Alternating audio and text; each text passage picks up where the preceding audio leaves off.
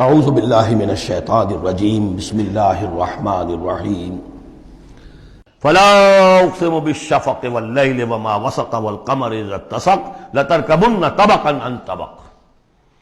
یہ ہے اصل میں وہ مقام جس کے حوالے سے میں نے آپ کو کہا تھا کہ سورہ مدثر کی ان آیات کو ذہن میں رکھیے۔ کلا والقمر، ایک تو یہ دیکھیے کہ وہاں بھی درمیان میں پھر اثر نو قسمیں آ گئی تھیں، دو تقریباً جو سمجھیے دو صورتیں بن گئیں، شروع میں یا ایھا المدثر سے لے کر اور آیت نمبر 31 تک، اور پھر کلا والقمر واللیل اذا ادبر والصبح اذا اسفر انھا لإحدی الکبر۔ وہی بات یہاں ہے، ایک مضمون پورا ہو چکا۔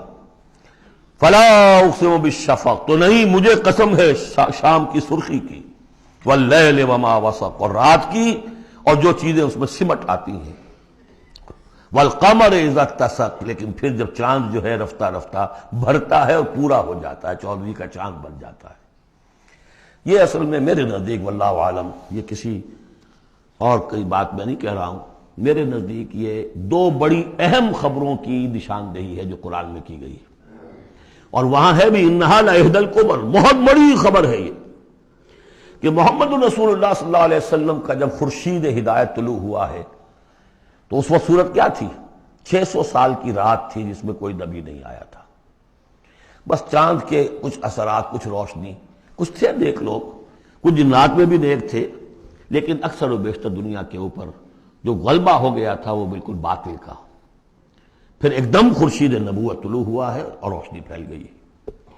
اب خبر دی ہے اسی خورشید نبوت نے صلی اللہ علیہ وسلم کہ قیامت سے پہلے ایک مرتبہ پھر یہ دین کا غلبہ ہوگا، جیسا آپ کے دست مبارک سے بنفس نفیس جزیرہ نمائے عرب پر پورا خورشید اسلام چھا گیا، نظام دین قائم ہو گیا۔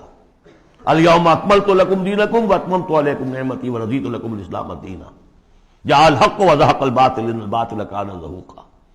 اور اس کے بعد یہ کہ خلفاء ثلاثہ کے زمانے میں، حضرت علی کے زمانے میں کوئی توسیع نہیں ہوئی، حضرت ابوبکر، حضرت عمر، حضرت عثمان، خلفاء ثلاثہ کے زمانے میں توسیع ہوئی۔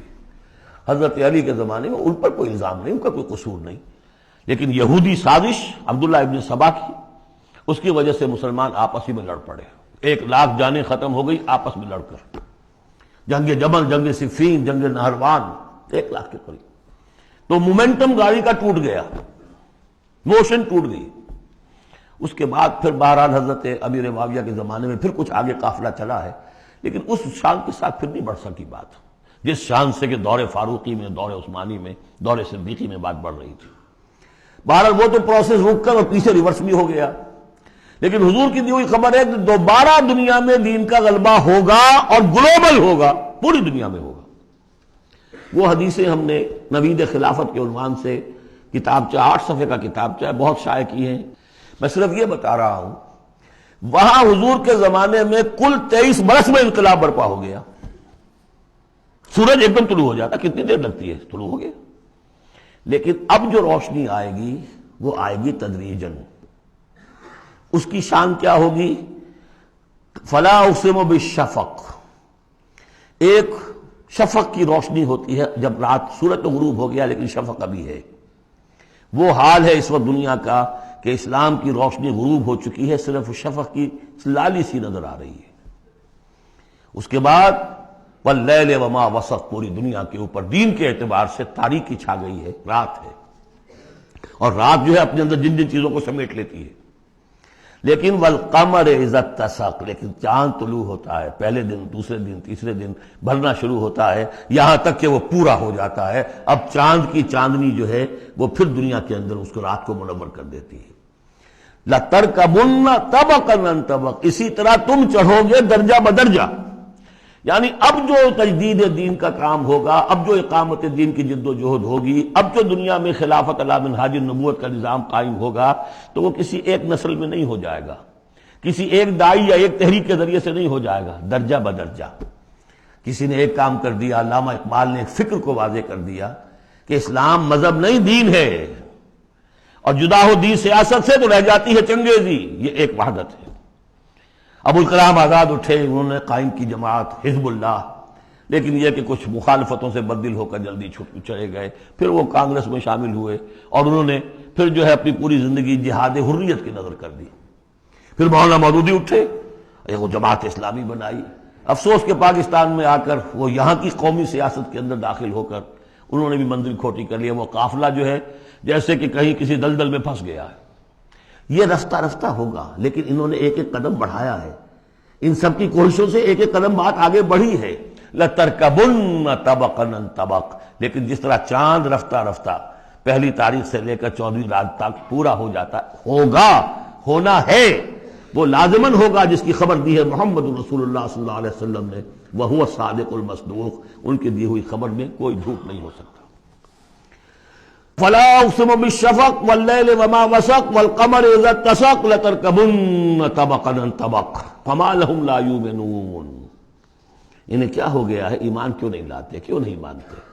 وَإِذَا قُرِئَ عَلَيْهِمُ الْقُرْآنُ لَا يَسْجُدُونَ، اور جب ان پر قرآن ان پڑھ کر سنایا جاتا ہے کیا ہو گیا انہیں کہ سجدہ نہیں کرتے۔ بَلِ الَّذِينَ كَفَرُوا يُكَذِّبُونَ، بجائے ایمان لانے کے یہ کافر جو ہیں یہ تو الٹا اور جھٹلا رہے ہیں۔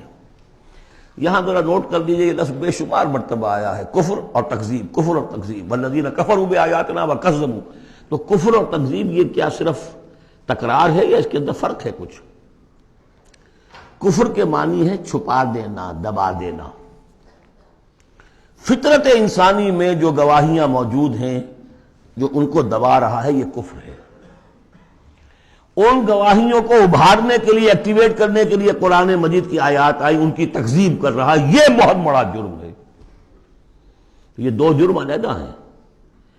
اپنی فطرت کے اندر جو گواہیاں مضمر ہیں انہیں چھپانا، دبانا، لیکن پھر جب آیات ربانیہ سامنے آئے ان کو جھٹلا دینا، یہ ڈھٹائی کی حد ہے۔ پھر والذین کفروا وکذبوا بآیاتنا اولئک اصحاب النار هم فیہا خالدون۔ یہ تو جو پہلا چارٹر دیا گیا تھا حضرت آدم کو خلافت عرضی کا چارج سنبھالتے وقت، اب اتر جاؤ یہاں سے، اس جنت سے جاؤ نیچے اور جا کر چارج لو اب زمین کا، اور وہاں کیا ہوگا؟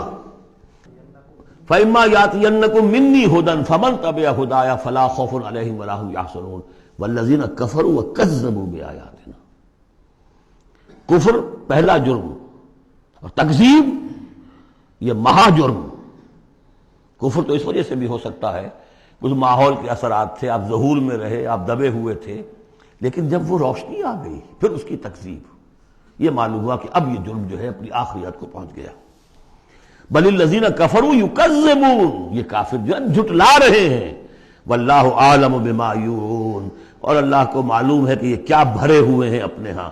عام طور پر سمجھایا کہ جو انسان مال دولت نہیں، اندر ان کے بغض ہے، حسد ہے، تکبر ہے، اس کی وجہ سے یہ تکذیب کر رہے ہیں۔ یہ نہیں کہ یہ حق کو پہچان نہیں پائے ہیں، ان کے اندر جو ہے بغض، حسد اور تکبر بھرا ہوا ہے۔ فَبَشِّرْهُم بِعَذَابٍ أَلِيمٍ، تو اے نبی ان کو بشارت دے دیجئے دردناک عذاب کی۔